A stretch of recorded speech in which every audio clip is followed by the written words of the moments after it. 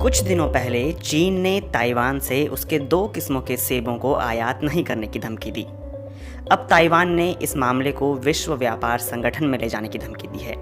दोनों देशों के बीच फलों के व्यापार को लेकर इस ताज़ा छिड़े विवाद में चीन ने खतरनाक कीटाणुओं का हवाला देते हुए सेब की इन 2 किस्मों यानी शुगर एप्पल और वैक्स एप्पल, जिसे हम शरीफा भी कहते हैं, उनके आयात को रोकने की धमकी दी है। चीन का कहना है कि उनके यहाँ की फसलों को इन कीटाणुओं से नुकसान पहुँचने की आशंका है। चीन के कस्टम विभाग का कहना है कि उसे ताइवान के शुगर एप्पल में प्लानोकोकस माइनर नाम के कीट बार बार मिले हैं। इसने अपनी ग्वांडोंग शाखा और उससे जुड़ी हुई सभी शाखाओं को कस्टम पर इन फलों को रोकने के लिए कहा है।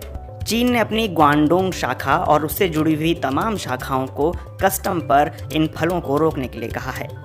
वहीं ताइवान के कृषि मंत्री चेन ची चुंग ने कहा कि यह चीन का बगैर किसी वैज्ञानिक कारण बताए एक तरफा व्यापार है। साथ ही उन्होंने चीन के इस फैसले की आलोचना की।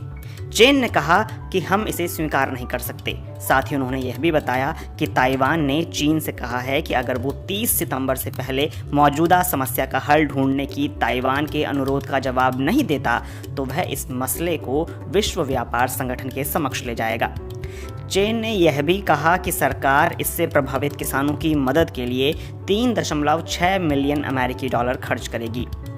इसी साल फरवरी के महीने में भी चीन ने ताइवान से अनानास खरीदने पर हानिकारक जीवों का हवाला देते हुए प्रतिबंध लगाया था। ताइवान ने तब कहा था कि यह उनके देश पर चीन के दबाव बनाने की एक चाल है। दशकों से चीन की कम्युनिस्ट सरकार का दावा है कि ताइवान एक देश नहीं बल्कि चीन का ही एक प्रांत है। वहीं ताइवान हमेशा इस दावे को खारिज करता रहा है। चीन में हुए गृह युद्ध में माओ त्से तुंग के नेतृत्व में कम्युनिस्टों ने चियांग काई शेक के नेतृत्व वाली राष्ट्रवादी कुओमिंतांग पार्टी को 1949 में हराया था। इसके बाद कुओमिंतांग ने ताइवान में जाकर अपनी सरकार बनाई। दूसरे विश्व युद्ध में जापान ने हार के बाद कुओमिंतांग को ताइवान का नियंत्रण सौंपा था। लेकिन जब कुओमिंतांग ने वहां अपनी सरकार बनाई तो विवाद यह उठा कि जापान ने ताइवान किसको दिया था।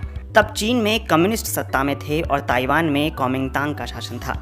माओ त्से तुंग का मानना था कि चीन में जब जीत उनकी हुई है तो ताइवान पर अधिकार भी उनका ही है, जबकि कुओमिंतांग का कहना था कि बेशक चीन के कुछ हिस्सों में उनकी हार हुई है मगर आधिकारिक रूप से वे ही चीन का प्रतिनिधित्व करते हैं।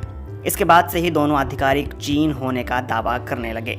लेकिन जब 1971 में चीन संयुक्त राष्ट्र सुरक्षा परिषद का स्थायी सदस्य हो गया तो 1979 में ताइवान की यूएन में आधिकारिक मान्यता खत्म कर दी गई। इसके बाद ही चीन के मुकाबले ताइवान कमजोर पड़ने लग गया। व्यावहारिक तौर पर ताइवान ऐसा द्वीप है जो 1950 से ही स्वतंत्र रहा है, मगर चीन इसे अपना विद्रोही राज्य मानता है।